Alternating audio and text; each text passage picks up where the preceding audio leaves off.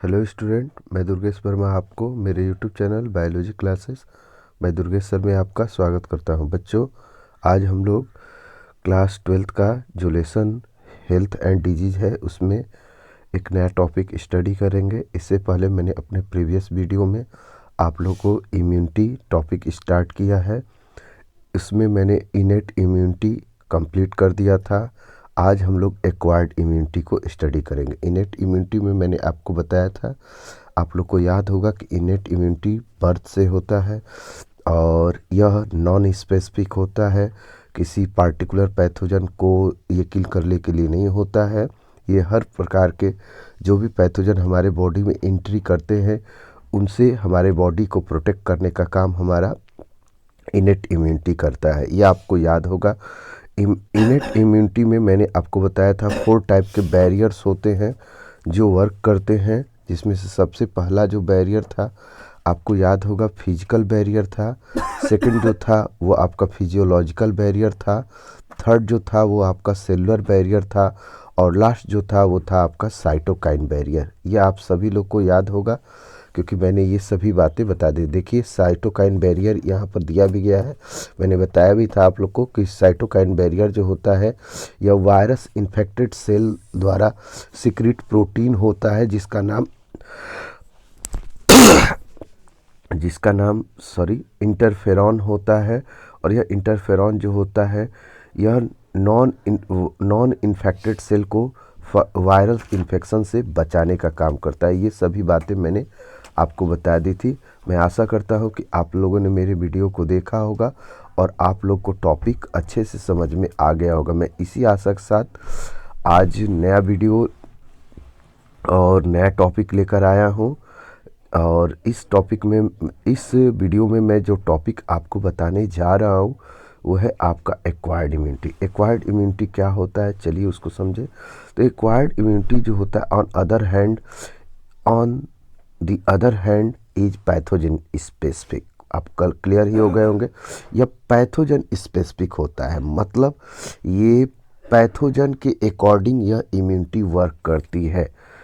ठीक ना। मतलब मान लीजिए कि इस पार्ट में बहुत सारे सेल्स इन्वॉल्व होंगे, तो कोई बैक्टीरिया को किल करेगा, कोई वायरस को किल करेगा। तो हर पैथोजन के लिए एक स्पेसिफिक टाइप की सेल और स्पेसिफिक टाइप की प्रोटीन इन्वॉल्व होंगी जो उन्हें मारने के लिए रिस्पॉन्सिबल होगी। इसीलिए यह कह रहा है कि यह पैथोजन स्पेसिफिक होता है। यह कैसा होता है? पैथोजन स्पेसिफिक होता है। जबकि हमारा इनेट इम्यूनिटी कैसा था बेटा? नॉन स्पेसिफिक था। नॉन स्पेसिफिक को बताओ, हर पैथोजन को एक ही टाइप की इम्यूनिटी है, एक ही टाइप का बैरियर है, तो वो किल करेगा। लेकिन यहाँ पर बैक्टीरिया के लिए अलग प्रोटेक्शन होगा, वायरस के लिए अलग सेल इन्वॉल्व होगी। तो इस प्रकार से यहाँ प्रोटेक्शन होता है। तो इसीलिए हम लोग इसको पैथोजन स्पेसिफिक बोलते हैं। अगर आपको समझ में आ गया होगा तो क्लियर हो गया होगा मैं क्या कह रहा हूँ, समझ रहे हैं। जैसे टाइफाइड के लिए आप लोग देखते हो कि अलग टाइप का मेडिसिन यूज किया जाता है।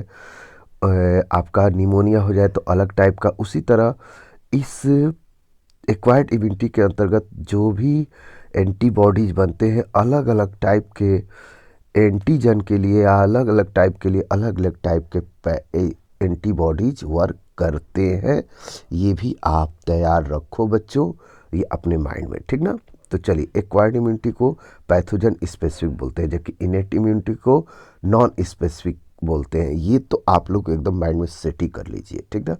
आगे, it is characterise by memory. और इसको कैरेक्टराइज किया जाता है किसके द्वारा? मेमोरी। मतलब जब पैथोजन इंटर करता है तो उस पैथोजन को मारने के लिए जो भी सेल्स इन्वॉल्व होंगे वो मेमोरी का भी काम करेंगे। कुछ सेल्स मार देंगे तो कुछ सेल बचे रहेंगे और वो मेमोरी का काम करेंगे। फर्दर वही उसी सेम टाइप का अगर पैथोजन इंटर करता है तो उसको वो मारेंगे। तो इस प्रकार की एक्टिविटी को हम मेमोरी बोलते हैं। तो यहाँ पर जो आपका एक्वायर्ड इम्यूनिटी है, यहाँ मेमोरी का काम कर रहा है। यहाँ मेमोरी इसकी कैरेक्टरिस्टिक, इसका मतलब मेमोरी हर चीज़ के लिए याद रखता है ना, अलग अलग थिंग्स के लिए अलग अलग रिस्पॉन्स देता है ना मेमोरी हम लोग का। मान लीजिए कि पढ़ने के लिए अलग रिस्पॉन्स है, खेलने के लिए अलग रिस्पॉन्स है, तो उसी तरीके से अलग अलग पैथोजन के लिए अलग अलग मेमोरी होगी जो उस पैथोजन को आइडेंटिफाई करेगी, तब पैथोजन को किल किया जाएगा। क्लियर हो गया होगा। आगे समझिए बेटा, बहुत आसान है, बहुत ही ईजी है, इसको क्लियर कर लीजिए। देखिए, this means that our body when it encounter a pathogen, इसका मतलब यह है कि हमारे बॉडी में जब इनकाउंटर होता है एक पैथोजन का, तो for the first time produce a response called primary response. तो पहली बार जो रिस्पॉन्स प्रोड्यूस होता है हमारी बॉडी के द्वारा, वो कहलाता है primary response, which is of low intensity, जिसकी इंटेंसिटी बहुत ही लो होती है, जिसके वर्क करना जो होता है बहुत स्लो होता है, जो एक्शन बहुत स्लो करता है, थोड़ा टाइम लगता है उस पैथोजन को किल करने में। ठीक ना, तो बता रहा है, एक बार और सुन लीजिए। This means that our body when it encounter a pathogen for the first time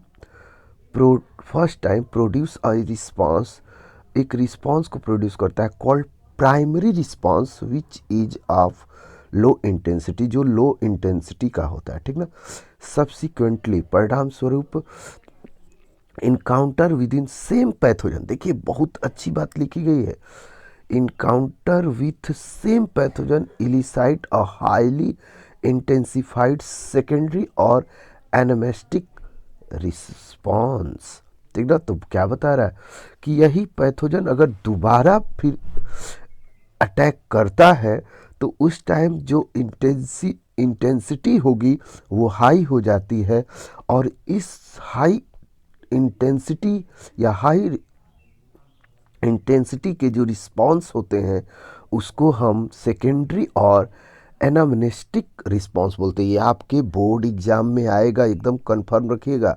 एनामनेस्टिक response क्या होता है, तो सेकेंडरी रिस्पॉन्स, जब सेम टाइप का पैथोजन फर्स्ट टाइम इनकाउंटर करने के बाद दोबारा इंटर करता है, तो उस टाइम जो हमारी बॉडी के द्वारा जो रिस्पॉन्स होता है उस पैथोजन को किल करने के लिए, वो रिस्पॉन्स हमारा कहलाता है एनामनेस्टिक रिस्पॉन्स। यहाँ पर यही दिया गया है।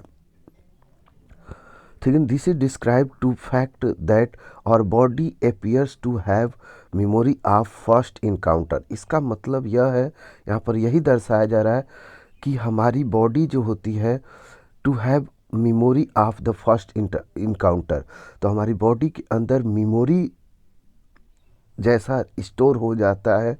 जब पहली बार इनकाउंटर होता है पैथोजन को, तो उसका मेमोरी बन जाता है, वही मेमोरी जो होता है आगे इन फ्यूचर में वर्क करता है।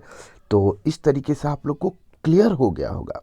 ठीक ना, कि this is describe to the fact that our body appears to have memory, हमारी बॉडी जो होती है एक मेमोरी को अपीयर करती है ऑफ फर्स्ट इनकाउंटर के, जो फर्स्ट इनकाउंटर होता है उसके अकॉर्डिंग वो मेमोरी बना लेती है, और वही मेमोरी जो होता है आगे जब सेम पैथोजन इंटर करता है तो उसको मारने के लिए वर्क करती है। मेमोरी कहने का मतलब है एंटीबॉडीज का ही कलेक्शन है, और एक टाइप की स्पेसिफिक सेल होती हैं जो एंटीबॉडी प्रोड्यूस करती हैं। याद रखिएगा बेटा, नहीं तो आप लोग को फिर दिक्कत होगा। अगर मेरे कंसेप्ट को क्लियर रखेंगे तो मैं आशा करता हूँ कि आपको कोई दिक्कत नहीं आएगा।